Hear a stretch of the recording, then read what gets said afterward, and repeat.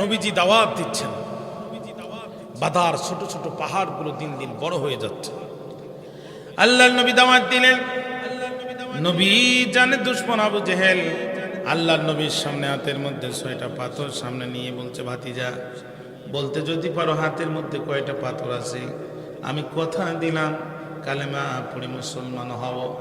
নবীজি ডাক দিয়ে বললেন, চাচা আপনার কাজ আপনি করেন, আমার কাজ আমি করি। Free and fair speech is the pre condition of democracy. গণতন্ত্রের প্রথম কথা হচ্ছে সকল জনগণ সমানভাবে তার মতামত ব্যক্ত করতে পারবে। চাচা আপনার কাজ আপনি করেন, আমার কাজ আমি করি। আবু জেহেল ডাক দিয়ে বলে, ভাতিজা বলতে যদি পারো হাতের মধ্যে কয়টা পাথর আছে, কথা দিলাম কালেমা পড়ে মুসলমান হব। আল্লাহ রব্বুল আলামিনের হাবিব সঙ্গে সঙ্গে আল্লাহর কাছে দরখাস্ত করলেন, রব্বুল আলামিন তুমি তো জানো আবু জেহেলের হাতে কয়টা পাথর আছে, তুমি সে খবর রাখো, কারণ তুমি প্রকাশ্য যেমন দেখো অপ্রকাশ্য যেমন তেমনই দেখো। আমি তোমার নবী গায়েবের খবর জানি না, তুমি জানায় দেওয়ার আগ পর্যন্ত না জানাই দিলে আমি বলতে পারবো না। ও প্যানের ভাইরা, রসুল বলতেছেন আমি গায়েবের খবর জানি না। ওয়া ইনদাহু মাফাতিহুল গায়েব, গায়েবের একমাত্র চাবিকাঠি হচ্ছে তুমি আল্লাহর হাতে, আমি জানি না। বাংলাদেশে যারা গায়েব জানার দাবি করে এরা যে নির্ভেজাল ভণ্ড, এ ব্যাপারে কোনো সন্দেহ নাই। রসুল বলছে আমি গায়েব জানি না। এখানে ইনদাহু শব্দটা কোরআনে আগে আনা হয়েছে বালাগাতের কায়দায়, তার মানে কেবলমাত্র গায়েবের একমাত্র খবর আছে আল্লাহর হাতে। প্রশ্ন হচ্ছে, হুজুর গায়েব কি জিনিস? এক কথায় শুনে নেন, পঞ্চ ইন্দ্রিয়ের বাইরে যেটা গায়েব সেটা। পঞ্চ ইন্দ্রিয়ের বাইরে যেটা, চোখে যেটা দেখি না, কানে যেটা শুনি না, চামড়ায় যেটা অনুভব করতে পারি না, আমাদের যে ইন্দ্রিয় আছে এর বাইরে যেটা গায়েব সেটা। এখন আমরা তো চোখে অনেক কিছু দেখি না, বাতাস আমরা চোখে দেখি না, কিন্তু বাতাস গায়েব নয়, কারণ বাতাস আমরা অনুভব করতে পারি, ঠিক না?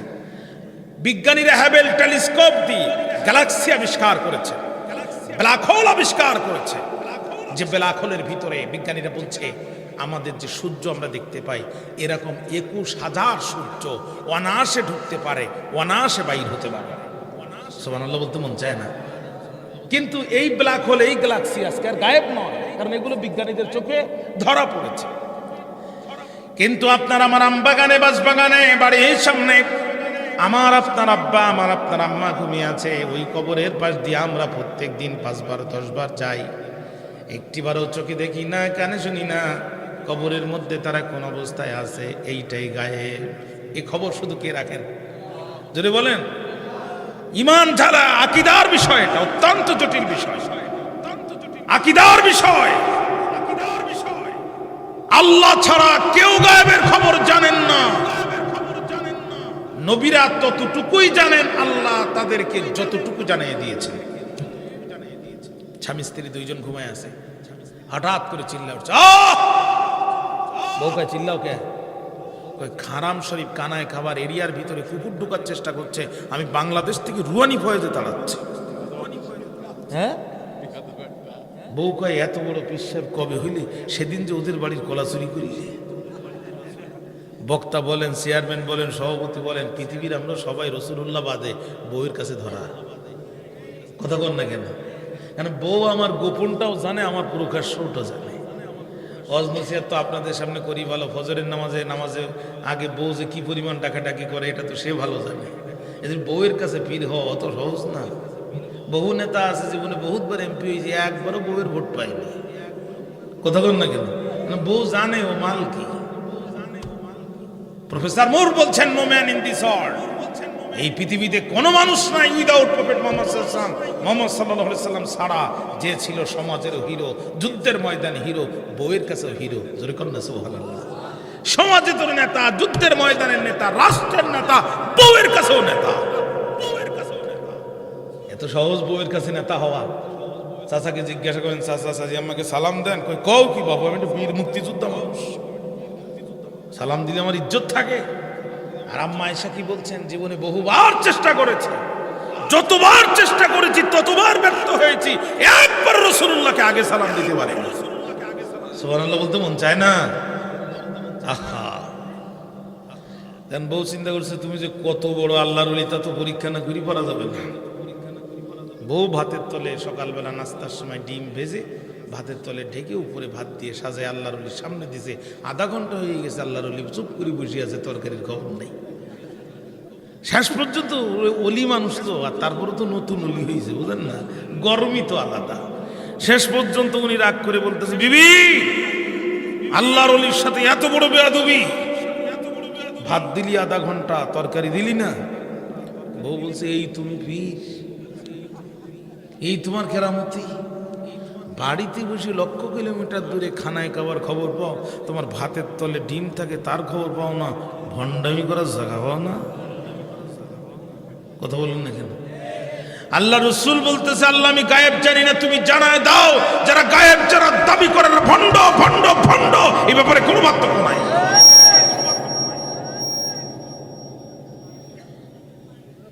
খেয়াল করেন, কয়টা শিরিকের কথা বলবো। শিরিক তো জাতির রন্ধ্রে রন্ধ্রে ঢুকে পড়েছে। তাবারাকাল্লাযী বিয়াদিহিল মুলক, রাষ্ট্রের মালিকানা কার? জোরে বলেন না কেন? রাষ্ট্রের মালিকানা আল্লাহর। আর আমরা বলতেছি by the people, of the people, for the people. জনগণকে রাষ্ট্রের মালিক বানানোর মতো এত জঘন্য শিরিক একবিংশ শতাব্দীতে আর নাই। আল্লাহ বলছে, ওয়ালা তুশরিকু ফি হুকমিহি শাইআ, আল্লাহর হুকুমের সাথে অন্য কিছু সংমিশ্রিত করো না, আল্লাহর হুকুমের সাথে অন্য কিছু মিশায় আল্লাহর সাথে শিরিক করো না। আল্লাহ বলছে, চোর যদি চুরি করে, নারী হোক আর পুরুষ হোক, হাত করে দাও। আমরা বলছি 3 মাস থেকে 3 বছর জেল দাও। আল্লাহর আইনের বিরুদ্ধে আইন তৈরি করা, আল্লাহর সাথে শিরিক করা। আজকের এই মাহফিলের মাধ্যমে আমরা বর্তমান সরকারের কাছে আবেদন জানাই, দেশের 90% মুসলমান, লক্ষ কোটি মসজিদ আর মাদ্রাসার দেশ হচ্ছে এই দেশ। এই দেশে যদি স্থায়ী শান্তি আর শৃঙ্খলার জন্য আপনি সংশোধন করতে চান, আপনি সংস্কার করতে চান, সর্বপ্রথম রাষ্ট্রের মালিকানার সার্বভৌমত্ব আল্লাহর নাম বসায় এটা সংস্কার কার্যক্রম শুরু করতে হবে।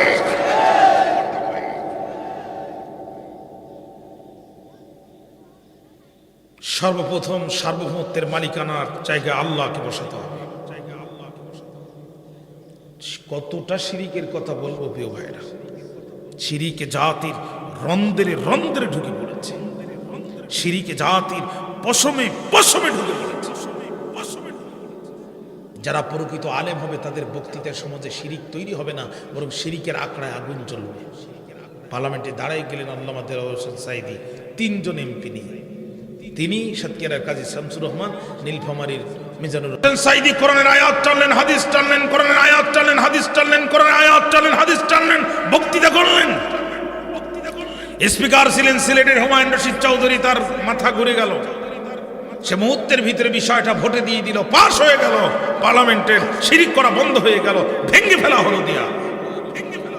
প্রকৃত যারা আলেম হবে তাদের কথায় সমাজে শিরিক তৈরি হবে না, শিরিকের আঁকড়ায় আগুন জ্বলবে। আর আজ প্রকাশ্যে শিরিকের দাওয়াত দেওয়া হচ্ছে হাজার হাজার মানুষের সামনে, কেউ ফেরে না খালি হাতে, খাজারে তো দরবারেতে। কি আপনারা শোনেন নাই? কোথায় চলে গেছে সমাজ? ভাইরা আমার, বক্তব্য লম্বা করব না। আল্লাহ ডাক দিয়ে বলে, হাবিব মন খারাপ করবেন না, আপনি শুধু বাইরের চক্ষুটা বন্ধ করে নবুয়তের দৃষ্টি দিয়ে একটাবার তাকানো শুরু করেন। এই দৃষ্টি দিয়ে তাকানোর দায়িত্ব আপনার। আবু জেহেলের পা থেকে মাথা পর্যন্ত রক্তের শিরা উপশিরা যা কিছু আছে আয়নার পর্দার মতো আপনার সামনে হাজির করে দেওয়ার দায়িত্ব আমি আল্লাহ। নবীজি আমার তাকানো শুরু করলেন। হঠাৎ করে আল্লাহর নবী যখন তাকানো শুরু করলেন, আবু জেহেলের কোন শিরা থেকে রক্ত কোন উপশিরায় যাতায়াত করতেছে আল্লাহর নবী দেখতে পেলেন। হাতের দিকে চলে আসলেন, যখন নবী দেখতে পেলেন তখন হাতের ভিতরে 6 পাথর বলতেছে, ইয়া রাসূলুল্লাহ অনুমতি দেন, আপনার কিছু বলা লাগবে না, আমরাই জবাব দেওয়ার জন্য রেডি আছি। আপনাদের ঘুম এসে গেছে তো? আপনি কিচ্ছু বলা লাগবে না। নবীজি আমার বড় খুশি হয়ে গেলেন, ডাক দিয়ে বললেন, চাচা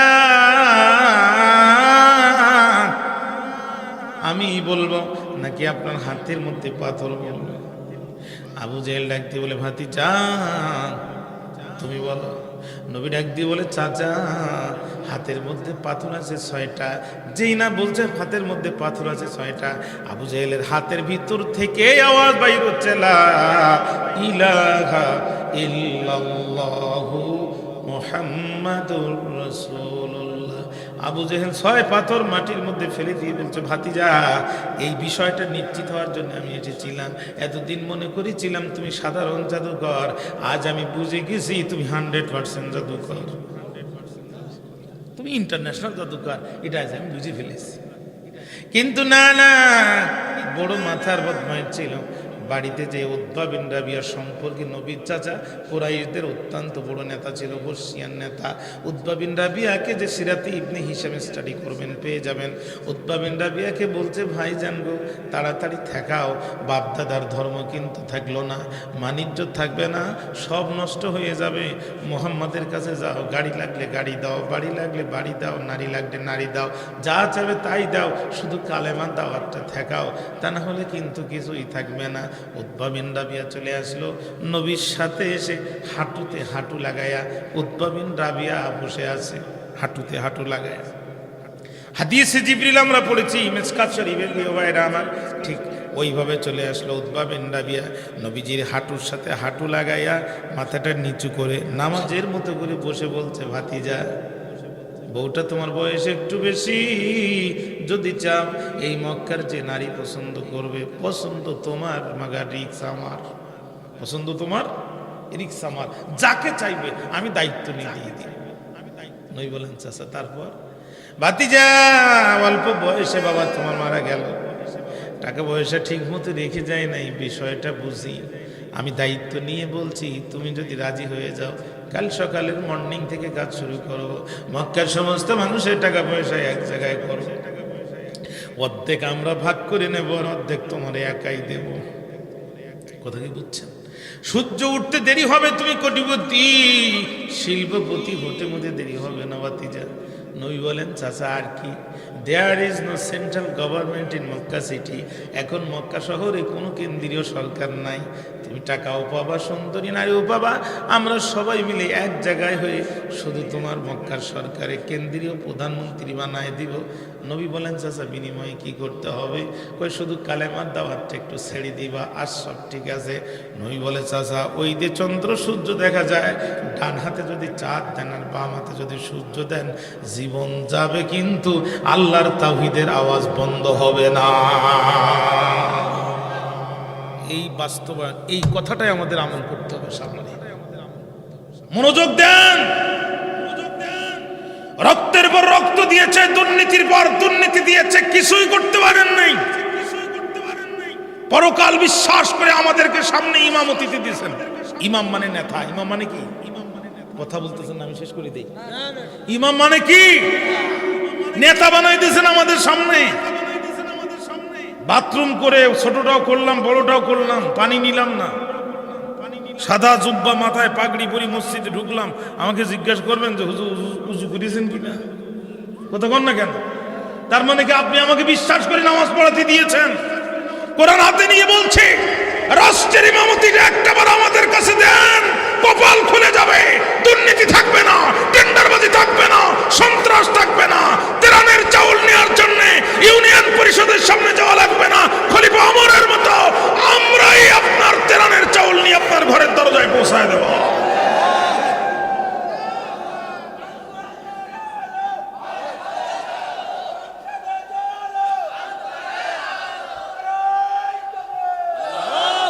একটাবার রাষ্ট্রের ইমামতিটা আমাদের কাছে দেন, কপাল খুলে যাবে জাতির। কমিউনিজম দেখলেন, সেকুলারিজম দেখলেন, ন্যাশনালিজম দেখলেন, বাবার শাসন দেখলেন, কন্যার শাসন দেখলেন, স্বামীর শাসন দেখলেন, স্ত্রীর শাসন দেখলেন, মামুর শাসন দেখলেন। একটাবার কোরআনের শাসন দেখার মাধ্যমে খলিফা ওমরের শাসন এই রাষ্ট্রে আমরা দেখতে চাই, হযরত আবু বকরের শাসন দেখতে চাই। এই কোরআনের শাসন দেখার জন্য যদি পকেটের টাকা দিতে হয় দিব, যদি হাত কুরবানি করতে হয় করব, যদি চোখ কুরবানি করতে হয় করব, যদি পাও চলে যায় যাবে, যদি গর্দান যায় যাবে। তারপরও বাংলার পার্লামেন্টকে এবার কোরআনের পার্লামেন্ট বানাবো। কারা কারা রাজি আছেন? তো হাত তুলে আল্লাহকে দেখা। আল্লাহ তাআলা এই হাত দুটো কবুল করো।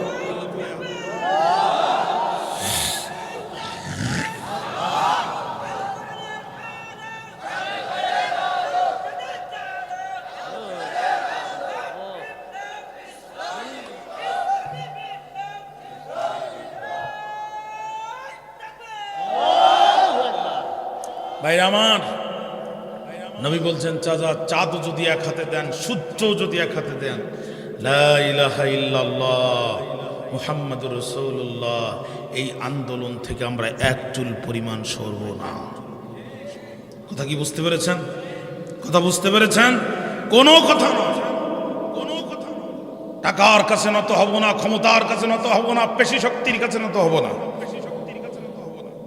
আমরা কাউরে তোয়াক্কা করে চলি না। 15 বছর আমরা দেশে জুলুম সহ্য করেছি, নির্যাতন সহ্য করেছি, অত্যাচার সহ্য করেছি। যারাই 15 বছর আমাদের উপরে জুলুম আর নির্যাতনের খড়গ চালিয়েছে, আমাদের সামনে মাথা উঁচু করে 15টি সেকেন্ড দাঁড়ানোর সাহস তারা করতে পারে নাই। অতএব আমরা কারোর কাছে মাথা নিচু করিনি, করছি না, করবও না। আমাদেরকে যদি কেউ দুর্বল ভাবেন, তাহলে বর্ডার কহাত আপনার থেকে দূর একটু মেপেও রাখতে পারেন। কথা কি বোঝেননি? আমরা কারো কাছে মাথা নত করি না। রক্ত চাও, রক্ত দেব, টাকা চাও, আমাদের টাকা খরচ হবে, সম্পদ খরচ হবে। বহুত ভাইয়ের চাকরি চলে গেছে, ব্যবসা প্রতিষ্ঠানে দাও দাও করে আগুন জ্বলেছে, তারপর আল্লাহ তীরের আন্দোলন তারা ছাড়ে নাই। নবী যদি সেই দিন আপোষ করতেন, রসুল সেই দিন আপোষ করেন নাই। এই জন্য রসুলের আদর্শকে সামনে রেখে ফাঁসির কাষ্ট 2 মিনিট পরে আমরা মানুষের কাছে প্রাণ ভিক্ষার আবেদন করি নাই। আমাদের বিরুদ্ধে ফতোয়ার খড়গ খুব চিন্তা করে লাগাবেন, খুব সাবধানে ফতোয়া দিবেন। আমরা হাসিমুখে মৃত্যুকে মেনে নিয়েছি, কারোর কাছে মাথা নত না করে, পিছন দিক থেকে সমঝোতা না করে প্রমাণ করেছি আমরা রসুলের সঠিক সুন্নাহর উপরে টিকে আছি।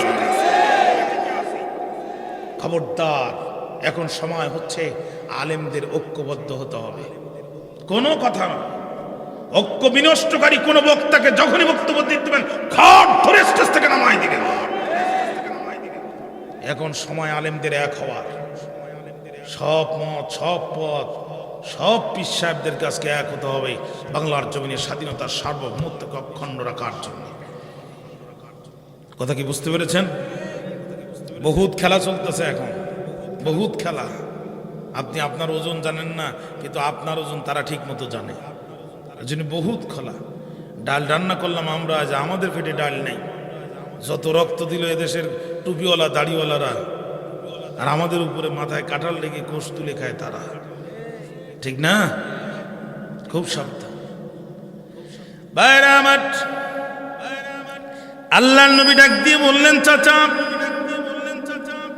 চন্দ্র যদি এক হাতে দেন, সূর্য যদি এক হাতে দেন, চন্দ্র সূর্য পাওয়ার পরও আমার জীবনও যদি চলে যায়, এই কালেমা থেকে এক বিন্দু পরিমাণ দূরে যাওয়ার সুযোগ আমার হাতে নাই।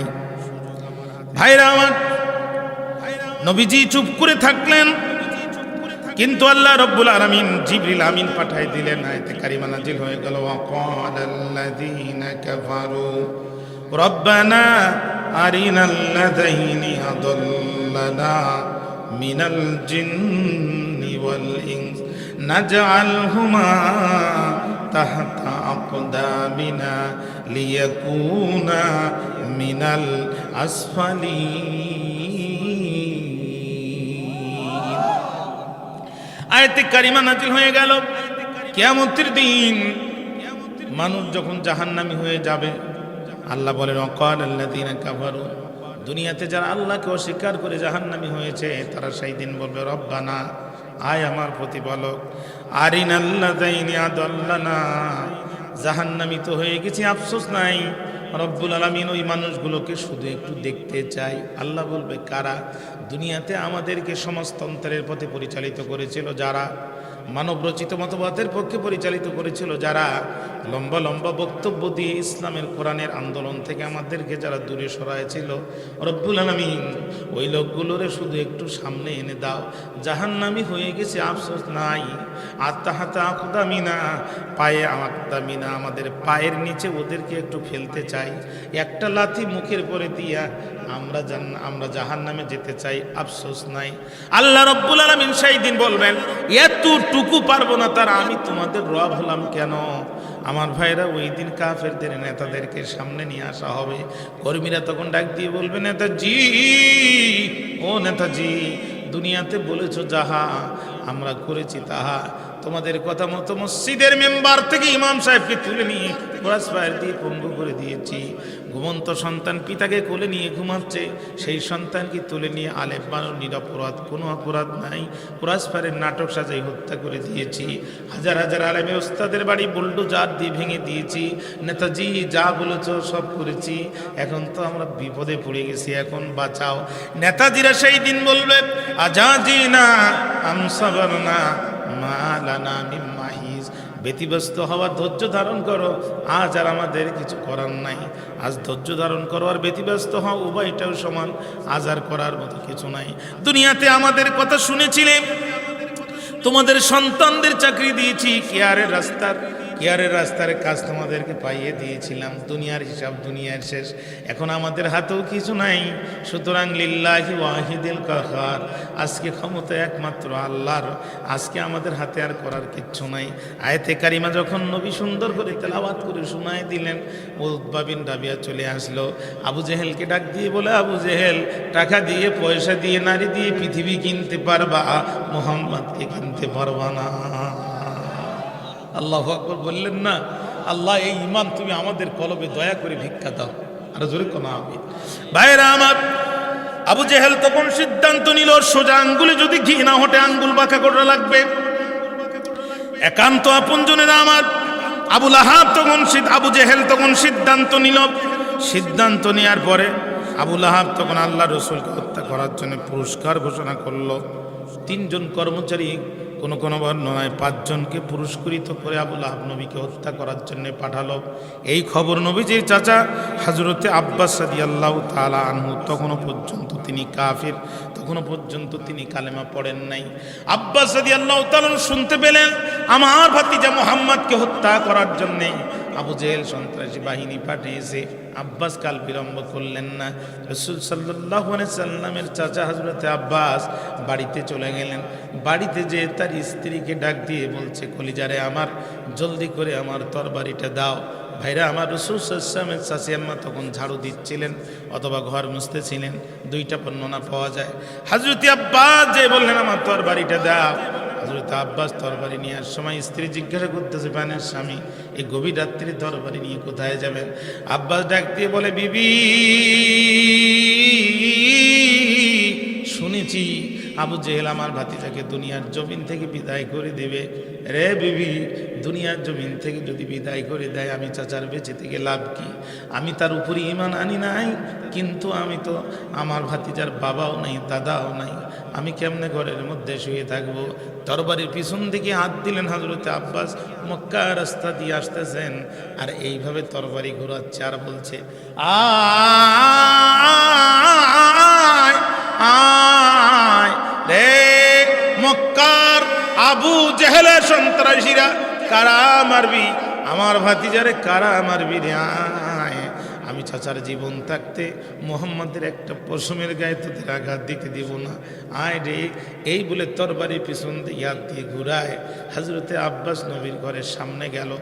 মালকাসা বুঝেন তো, মালকাসা মেরে একবারে বাঘের মতো বসলো, তরবারিটা 2 হাতের উপরে রেখে এইভাবে একবার ডানে তাকায়, একবার বামে তাকায়, একবার ডানে তাকায়, একবার বামে তাকায়। আবু জেহেলের সন্ত্রাসীরা উঠে দেখে সর্বনাশ। আব্বাসের যে ভাব, এই আব্বাসের সামনে যাওয়া আর ইচ্ছা করে সন্তানগুলো বিধবা, বউটারে বিধবা করে এক সমান, এই আব্বাসের সামনে যাওয়া যাবে না। সন্ত্রাসীরা ভয়ে খেয়ে পালালো। গভীর রজনী আল্লাহ রসুল দরজা খুলে দিলেন। হযরত আব্বাস তরবারি ফেলে নবীকে জড়ায় ধরে কপালের উপরে চুমু দিলেন। এই আয়াতে কারিমার প্রথম অংশ নাযিল হয়ে গেল, ইয়া আইয়ুহার রাসূলু বাল্লিগ মা উনজিলা ইলাইকা মির রাব্বিক। চিৎকার করে একবার বলা যাবে কি আল্লাহু আকবার। আয়াতে কারিমার প্রথম অংশ নাযিল হয়ে গেল। ভাইরা আমার, আল্লাহ ডাক দিয়ে বললেন, নবী আপনি প্রচার করেন, মা উনজিলা ইলাইকা মির রাব্বিক, আপনার রবের পক্ষ থেকে যা নাজিল হয়েছে। তাহলে বোঝা গেল মানুষকে দাওয়াত দিতে হবে আল্লাহর কোরআন দিয়ে। কি দিয়ে দাওয়াত দিতে হবে একটু জোরে বলেন। নবী ডাক দিয়ে বলে, চাচা এত রাত্রি কোথার থেকে আসলেন? তরবারি বা কেন সাথে ফেলে দিয়ে আমাকে জড়াই কেন ধরলেন? চাচা কেন কান্না করলেন? আব্বাস তখন ডাক দিয়ে বলে, ভাতিজা রে ভাতিজা, টেনশন নাই, বাবা নাই তো কি হয়েছে, দাদা নাই তো কি হয়েছে, আমি আব্বাস তো দুনিয়ার জমিনে এখনো বেঁচে আছি, কাজে টেনশন করো না। আমি শুনেছি আবু জেহেলের বাহিনী তোমাকে হত্যা করার জন্যে সন্ত্রাসী বাহিনী পাঠাবে। গোটা মক্কা রাস্তাঘাটে বলে এসেছি, আয়, কার দুঃসাহস আছে আয়, জীবন যাবে, ভাতিজার গায়ে একটা আঘাত লাগতে দিব না। চিৎকার দিয়ে কন্যা আল্লাহু আকবার। আমার জীবন কুরবানিও যদি হয়ে যায়, ভাতিজার পশমে আঘাত দিতে দিব না। আমার মুহাম্মদের শরীরে একটা টোকা দিতে গেলে আব্বাসকে আগে দুনিয়া থেকে বিদায় করে দিতে হবে, তারপরে মুহাম্মদের গায়ে হাত দিতে হবে। জোরে কন্যা আল্লাহু আকবার। ভাইরা আমার, চাচা ভাতিজার এই আবেগঘন মুহূর্ত শেষ হয়ে গেল। নবীজি ফিরে আসলেন। আমার ভাইরা, হযরতে আব্বাসও চলে আসে, আব্বাসও চলে গেলেন। দ্বিতীয় দিন রাত গভীর হয়েছে, সকলেই ঘুম পড়ে, আব্বাস ঘুমায় না। তরবারি নিয়ে আসলেন, আবার রাসূলের গৃহের সামনে বসে আছেন। একান্ত আপনজনেরা আমার, রাত্র গভীর। নবী আমার দরজা খুললেন। দরজা খোলার পরে দেখলেন চাচা গতকালকেও ছিল যেখানে, আজও আছে সেখানে। নবীজি হতভম্ব হয়ে গেলেন। হযরত আব্বাস জড়ায় ধরে একই কায়দায় চুমা দিলেন। নবী জিজ্ঞাসা করলেন, চাচা আজ আবার কেন এসেছেন? বাবা ঘুম বাদ দিয়ে কেন আমার ঘরের সামনে? আব্বাস ডাক দিয়ে বলে, ভাতিজা আমি ঘুমাতে চাই, কিন্তু বিছানা আমাকে তোমার খেদমতে উঠায়া দেয়। ভাতিজা তোমার বাবা নাই, তোমার দাদা নাই, আমি আব্বাস কেমনে ঘুমাই? এই জন্য নবী আবার কান্নাকাটি করতে লাগলেন। আয়াতের দ্বিতীয় অংশ দ্বিতীয় রাত্রে নাজিল হয়ে গেল। আল্লাহ রাব্বুল আলামিন বললেন, ওয়া ইল্লাম তাফআল ফামা বাল্লাগতা রিসালাতাহু। ও নবী, ওদের অস্ত্রের ভয়ে, ওদের জেলের ভয়ে, ওদের জুলুমের ভয়ে, ওদের ফাঁসির ভয়ে, ওদের রিমান্ডের ভয়ে আপনি যদি কোরআনের দাওয়াত না দেন, ফামা বাল্লাগতা রিসালাতাহু, আপনি কিন্তু রিসালাতের দায়িত্ব পালন করলেন না। বোঝা গেল যারা মসজিদের খতিব হবেন, ইমাম হবেন, বক্তা হবেন, আল্লাহ ছাড়া দুনিয়ার কারুর ভয় করে কথা তাদের বলা চলবে না।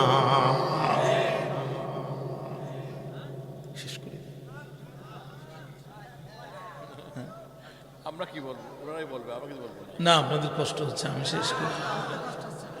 আমি তো এসে আমার চাচার উপরে খুব রাগ করে ফেলেছি। আমি শুনছি আমাকে 10:30টায় দেবে, আমি এত জোরে আসছি, এরপরে আমার রোজা এখনো শেষ হয়নি। আমি গাড়িতে বসে বসে বসছি, এখানে খুলি আল্লাহ দ্বিতীয় বক্তার নাম তখন ঘোষণা করছে, আমার মাথায় উঠে গেছে রাগ। আল্লাহ, আচ্ছা 10-15 মিনিট করি নাকি? আপনাদের কষ্ট হচ্ছে, চলেন যাই। আল্লাহ তাআলা কবুল করুক। জোর কেন আমি এটা আওয়াজ দেন তো, আল্লাহু আকবার। লোকজন যদিও কম, কিন্তু আপনার ওয়াজ শোনার জন্য। আল্লাহ পাক কবুল করুক। জোর কেন আমি ভাইরা আমার, তাহলে বোঝা গেল যে ইমাম সাহেবরা মেম্বারে বসে কোরআনের হুকুমতের কথা বলতে চায় না, ওদের আর ইমামতি করা মানায় না। পরিষ্কার কথা, পরিষ্কার কথা। এই মাঝখানে অবস্থান নিয়ে এক শ্রেণীর আলেম সমাজের 12টা বাজাই দিছে। এই যে স্বীকৃতি দেয়, ওরাও মুসলমান, আমরা সবাই মুসলমান। ওমাইয়াবতাগি গায়রাল ইসলাম দীনান, ইসলাম ছাড়া অন্য কিছু আল্লাহর কাছে গ্রহণযোগ্য হবে না। ন্যাশনালিজম গ্রহণযোগ্য হবে না, কমিউনিজম গ্রহণযোগ্য হবে না, সেকুলারিজম গ্রহণযোগ্য হবে না, কার্ল মার্কসের নীতি গ্রহণযোগ্য হবে না, আব্রাহাম লিঙ্কনের নীতি গ্রহণযোগ্য হবে না। কিয়ামতের দিন আল্লাহর কোরআন আর রাসূলের আদর্শ ছাড়া বাকি সব জাহান্নামের ভিতরে নিক্ষেপ করা হবে। তাহলে আপনি কোন সাহসে বলেন ন্যাশনালিজমে কমিউনিজমে যারা বিশ্বাস করে তাদেরকে আপনি ইমানদার মুসলমান কোন সাহসে বলেন? এই জন্য ওটাও একটা ধর্ম, এই স্বীকৃতি দেওয়াও কুফরি। আমার কথা বুঝেননি মনে হয়। অনেকেই বলে না ওটাও একটা ধর্ম। না, আল্লাহ বলছে ধর্ম শুধুমাত্র ইসলাম। ইন্না দিনা, ইন্না শব্দ ব্যবহার করেছে নিশ্চয়। ইন্না আন্না কান্না লাকিন্না লাইতাল আরবি মুসাব্বাবিল ফিল। আরবি গ্রামারে আরব ভাষা এটাকে বলে ইন্না ওয়া আখওয়াতিহা। ইন্না শব্দ আল্লাহ ব্যবহার করেছে, আল্লাহ, পৃথিবীর কেউ বলে না এই কথা। আর আপনি কোন সাহসে মসজিদে বসে খুতবা দেন, মসজিদে বসে স্বীকৃতি দেন ওটাও একটা ধর্ম, ওরাও মুসলমান। কমিউনিজমের উপর ঈমান আনলে তার ঈমান নাই, সেকুলারিজমের উপর বিশ্বাস আনলে তার ঈমান নাই, ন্যাশনালিজমের উপরে বিশ্বাস আনলে তার ঈমান নাই। এক কথা, ইসলাম ছাড়া মানব রচিত যে কোনো তন্ত্র মন্ত্রের পথে চললে তার ঈমান নাই। পরিষ্কার কথা। আল্লাহর ইসলাম বাদ দিয়ে মানব রচিত কোন তন্ত্র মন্ত্রের পিছনে যারা চলে এদের ঈমান নাই। এখন বলতে পারেন হুজুর এরা তো হজ করে, এরা আপনার সেই বড় কুরবানি জমি করে, কতক্ষণ না কিয়ামতের দিন হজ আর কুরবানি আল্লাহ এক জায়গায় করে মুখের মধ্যে ছুরি মারবে। আল্লাহর এগুলো দরকার না। আল্লাহ শুধু মুত্তাকিদের কাছ থেকে আমল গ্রহণ করবেন। কাদের কাছ থেকে?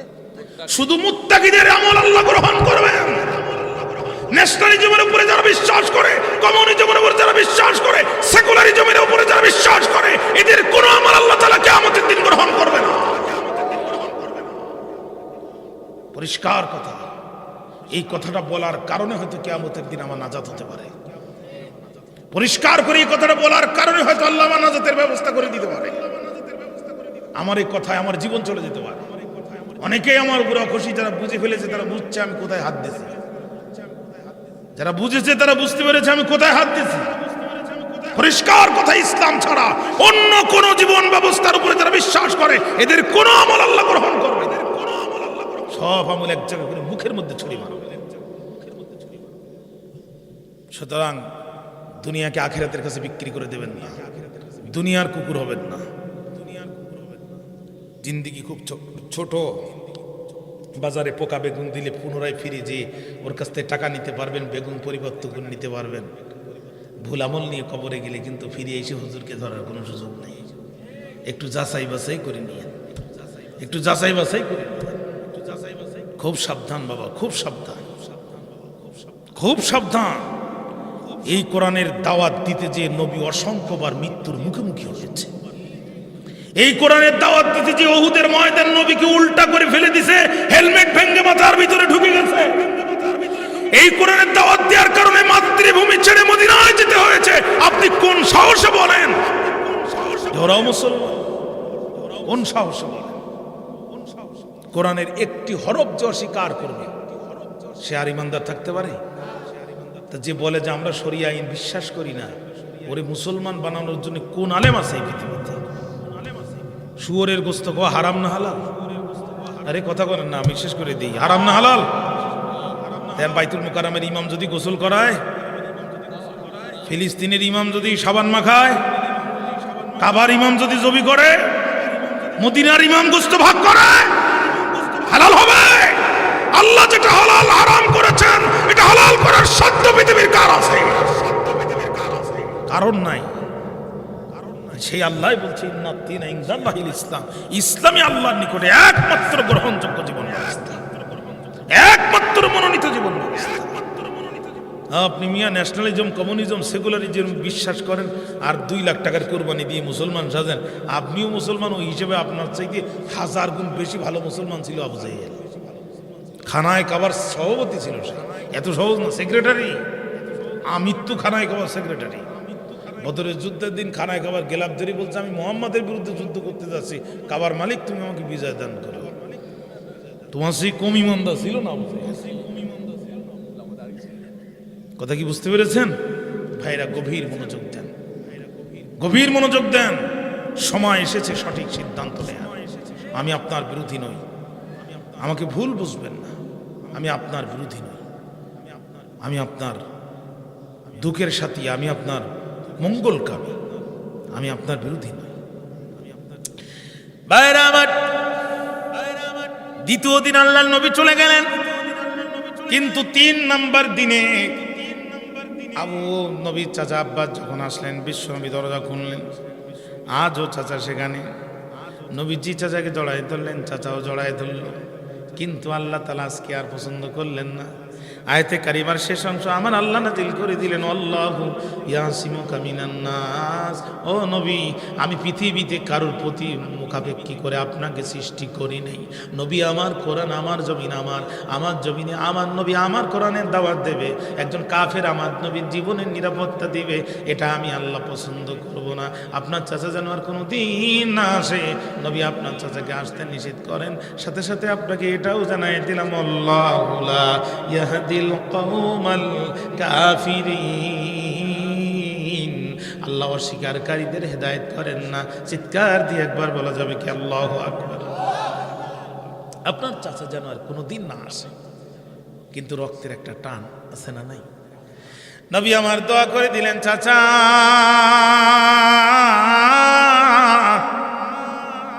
আর কোনোদিন আসবেন না। তবে 3টা রাত যে আপনি আমাকে পাহারা দিয়েছেন, খালি হাতে আপনাকে কেমনে ফিরাবো? কাবার মালিকের কাছে আমি মুহাম্মদ দোয়া করি, আল্লাহ যেন 3টা দিনের পুরস্কার আপনাকে দান করে দেয়। নবীর দোয়া কবুল হয়ে গেল। বদরের যুদ্ধের দিন, বদরের যুদ্ধের দিন হযরতে আব্বাস নবীজির বিরুদ্ধে যুদ্ধ করতে রওনা দিয়েছেন আবু জেহেলের পক্ষ নিয়ে। দেখেন, ভাতিজাকে বাঁচানোর জন্য জীবনে রিস্ক নিয়ে পাহারা দিয়েছেন। সেই চাচা আবার কাফেরদের পক্ষে, ভাতিজার বিপক্ষে যুদ্ধ করতে বদলে গেছেন। মানে ছাড় আছে সব জায়গায়, কিন্তু রাজনীতির মাঠে কোনো ছাড় নাই, ঠিক না? এ মাঠ বড় কঠিন মাঠ, এ মাঠে কেউ কাউরে কিনছি সুযোগ দেয় না। 18 ইমাম ইবনে হাজার আসকালানী বুখারীর ব্যাখ্যাকার, তিনি হাদিসের ব্যাখ্যা লিখতেছেন, হযরতে আব্বাস 18টি স্বর্ণের বোতমের জুব্বা পরল। এক একটা স্বর্ণের বোতম 1 ভরি করে ওজন, 18 ভরি স্বর্ণ। আর আশপাশের কারুকাজ দিয়ে 21 ভরি স্বর্ণের জুব্বা পরে হযরতে আব্বাস কাফের অবস্থায় নবীজির সাথে বিরুদ্ধে যুদ্ধ করার জন্য বদরের প্রান্তরে চলে গেলেন। আল্লাহর নবী বদরের ময়দানে আসলেন। আসার পরে রাসূলুল্লাহ সাল্লাল্লাহু আলাইহি সাল্লাম দেখলেন বদরের প্রান্তরে শক্ত জায়গাগুলো কাফেররা দখল করে নিয়েছে। মুসলমানদের জন্য কিছু বালুময় জায়গা পড়ে আছে, বালু জায়গা আর শক্ত জায়গা সব কাফেররা দখল করে নিয়েছে। ভাইরা আমার, সব জায়গা যখন দখল করে নিয়েছে, নবী আমার বললেন, সাহাবীরা তাবু গড়ো, ঘুম পড়ো। রাত্রি তাবু বানাইয়া ঘুমাইছে। আল্লাহ রাসূল জায়নামাজে দাঁড়ায় গেছে। রব্বুল আলামিন জায়নামাজে দাঁড়িয়ে নবী আমার দোয়া করে। শয়তান শেষ সুযোগটাও কাজে লাগালো। ইন দ্য মিন টাইমে আল্লাহ রব্বুল আলামিনের হাবিব সিজদায় পড়ে গেলেন। রব্বুল আলামিন, আয় আল্লাহ, মেহেরবানি করে বদরের যুদ্ধে তুমি আমাকে সাহায্য করো। রব্বুল আলামিন, মেহেরবানি করে বদরের যুদ্ধে তুমি আমাকে সাহায্য করো। সিজদা দিচ্ছেন। আল্লাহ রব্বুল আলামিন ডাক দিয়ে বলে, জিবরিল, রে জিব্রাইল, আর করিস না দেরি, চলে যা তাড়াতাড়ি। আমার নবীকে জানায় দে, আমার নবী যেন কোনো টেনশন করে না। আমার নবীর জন্য আমি 1000 আসমানি সেনাবাহিনীর ঘোষণা দিয়ে দিলাম। আল্লাহ বলছেন, ওয়ালাকাদ নাসারাকুমুল্লাহু বিবাদরিন ওয়া আনতুম আজিল্লা ফাত্তাকুল্লাহা লাআল্লাকুম তাশকুরুন। হে মুমিনেরা, স্মরণ করো সেই সময়ের কথা যখন আল্লাহ পাক নাসারাকুমুল্লাহ, তোমাদেরকে সাহায্য করেছিলেন আল্লাহ বিবাদরু, বদরের প্রান্তরে। ওয়া আনতুম আজিল্লা, তোমরা প্রকৃত পক্ষে ছিলে দুর্বল। মাত্র মাত্র কয়েকটা ঘোড়ার কয়েকটা তরবারি, ফাত্তাকুল্লাহ, ওই আল্লাহকে ভয় করো, লাআল্লাকুম তাশকুরুন, যাতে তোমরা শুকর গুজারি মানুষের অন্তর্ভুক্ত হতে পারো। জোরে কোন আল্লাহু আকবার। পায়রা আমার আলাফিম বিনাল মালাইকাতি মুনজালিন, আল্লাহ এতে কারিমা নাজিল করে দিল, নবী মাথা উঠান। জিবরিল, আমার নবীকে মাথা উঠাতে বলো, 1000 সেনাবাহিনী পাঠাবো। জিবরিল চলে আসলেন, রাসূলুল্লাহ মাথা উঠান, আল্লাহ 1000 দেবে। আল্লাহ নবী কান্নার স্পিরিট আরো বাড়ায় দিলেন। সুবহানাল্লাহ বললেন। কান্নার স্পিরিট যখন বাড়ায় দেয়, আল্লাহ ডাক দিয়ে কয়, জিবরাইল 1000 হবে না, আমার নবী মানবে না, আমার নবীকে জানায় দাও সালাসা, 3000 সেনাবাহিনী আমি আল্লাহ আসমান থেকে নাজিল করব। আরো জোরে কন্যা কেন, আরো জোরে বলেন। 3000 সেনাবাহিনী। এখন মুফাসসির কিরামগণ এখানে ব্যাখ্যা করতেছেন, কেউ বলছেন একসাথে 3000, কেউ বলছেন না আগের 1000 আর বর্তমান 3000, মোট 4000। আল্লাহর নবী মাথা উঠায় না। আল্লাহ ডাক দিয়ে কই, জিবরিল হবে না, নবী আমার মানবে না, আমার নবীকে জানায় দাও 1000 না, 2000 না, 3000 না, সরাসরি 5000 সেনাবাহিনী আমি আল্লাহ পাঠায় দিব।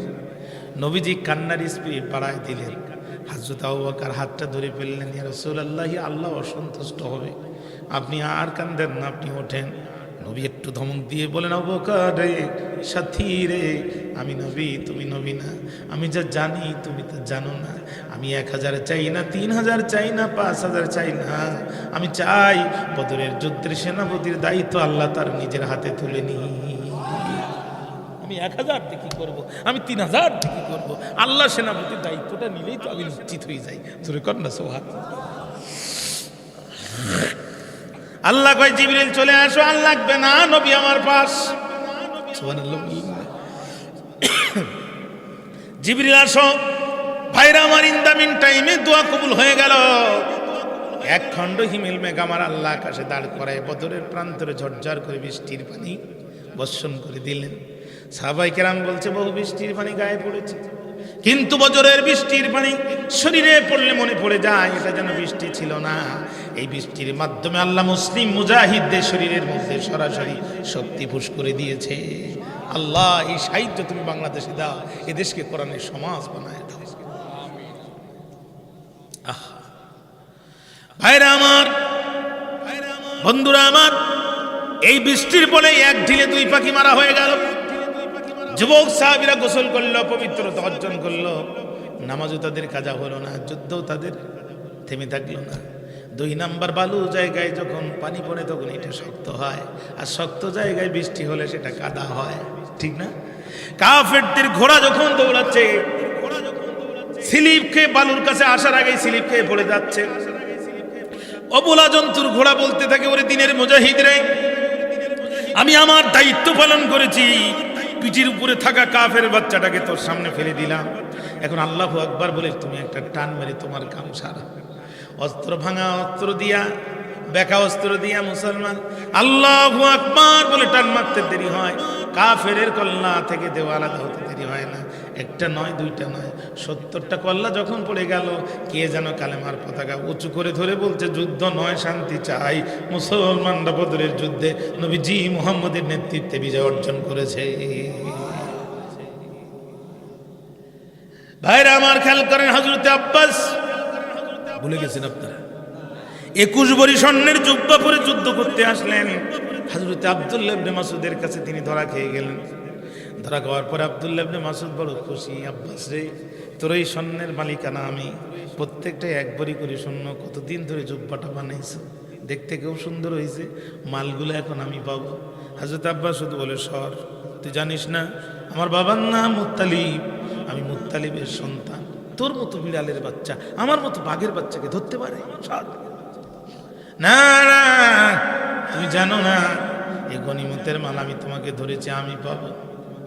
এই কথা কাটাকাটির আওয়াজ নবীজির কানে গেল। নবী বুঝতে পারলো চাচা আজ আমার ধরা খেয়ে গেছে। আল্লাহ নবী এসে বলে, চাচা চিল্লা চিল্লি করেন কেন?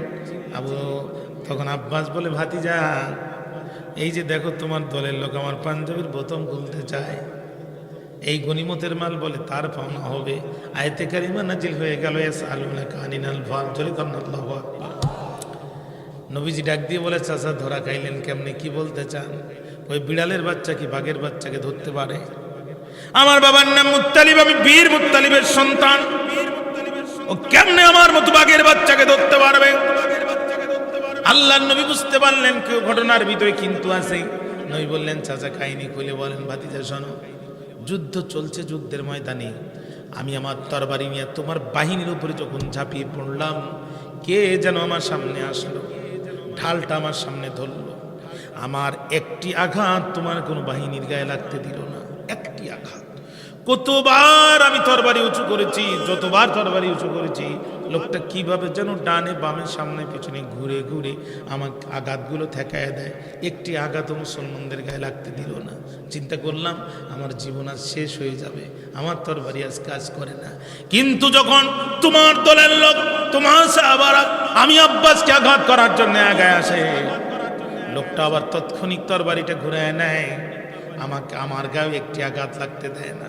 আমার আঘাত তোমার বাহিনীর গায়ে লাগতে দিল না, তোমার বাহিনীর আঘাত আমার শরীরে লাগতে দিল না। সুযোগ বুঝে লোকটা আমার গলা ধরে একটা ধাক্কা দিয়া ইবনে আব্বাসের কোলে দিয়েছে, আমি গ্রেফতার হয়ে গেছি। নবীজি ডাক দিয়ে বলে, চাচা, ও চাচা, লোকটিকে আপনি চিনেন? বলে না। কোনো দিন দেখেছেন? বলে না। চাচা, লোকটির নাম জানেন? বলে না।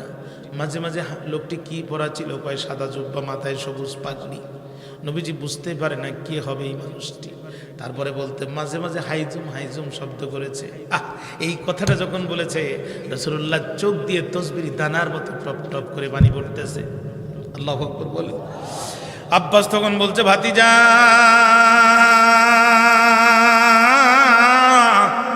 তুমি জানো আমি সব সহ্য করতে পারি, কিন্তু তোমার চোখের পানি সহ্য করতে পারি না। ও ভাতিজা, তুমি কেন কান্দো জানতে চাই? নবী তখন স্মরণ করে দেয়, চাচা, ও চাচা, মনে কি পড়ে মক্কার জমিনে 3টি রাত আপনি আমাকে জেগে জেগে পাহারা দিয়েছিলেন? চাচা, আমি দোয়া করে দিয়েছিলাম আল্লাহ যেন আপনাকে 3টি রাতের পুরস্কার দান করে। চাচা তাকায় দেখেন, বড় বড় কাফেররা বালির ছাড়া চিত হয়ে শুয়েছে। আপনার সে ভাই আবু জেহেল কই চিত হয়ে শুয়ে গেছে, উতবা সাহেবা চিত হয়ে শুয়ে গেছে, বালিশ ছাড়া। আজকে আমার বাহিনী সব শোয়ায় দিয়েছে। কিন্তু ওই যে 3টে রাত আপনি আল্লাহ নবীকে পাহারা দিয়েছিলেন, আর আল্লাহ নবী দোয়া করেছিল, দোয়ার বরকতে আল্লাহ রাব্বুল আলামিন কুরাইশদের এই বিপদের দিনে খোদ জিবরিল আমিনকে পাঠায় আল্লাহ আপনাকে হেফাজত করেছে। জিবরিল আমিন যে বাহনের উপর করে আসতেন, হাইজুম, এই শব্দটা শুনি রসুল বলছেন এটা জিবরিল এসেছে চাচা, আর কেউ নাই। আব্বাস বলছে, এই যদি হয় আর দেরি করো না, আমাকে কালেমা পড়ায় মুসলমান বানায় দাও। ভাইরা আমার, এখন মা বোনদের সম্পর্কে আমি 2টা কথা বলে দোয়া করে দেবো ইনশাআল্লাহ। আপনাদের কষ্ট হচ্ছে তো? আমার খুব কষ্ট হচ্ছে। আমি তো এত রাত্রে কালেকশন, হ্যাঁ,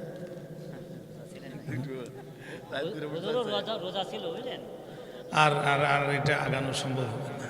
এখন আমি মসজিদের জন্য একটু হাত বাড়ায় দিব। ওয়াজ কি চলবে? কারা কারা রাজি একটু হাত উঁচু করেন তো দেখি। এবার হাতটা পকেটে দেন তো দেখি। মালদার আছে তাড়াতাড়ি বের করেন দেখি। আল্লাহর রাস্তা দোয়া ছাড়া যাবে যারা সবচেয়ে কপাল পড়া। একদম লম্বা দোয়া না, খুব স্বল্প দোয়া। ব্যাগ নিয়ে তাড়াতাড়ি ঢুকে পড়েন। কই ব্যাগ কই? আপনাদের ব্যাগ কই? দেন, শেষ একটা দেন। চেয়ারম্যান সাহেব আমার কাছে লিখে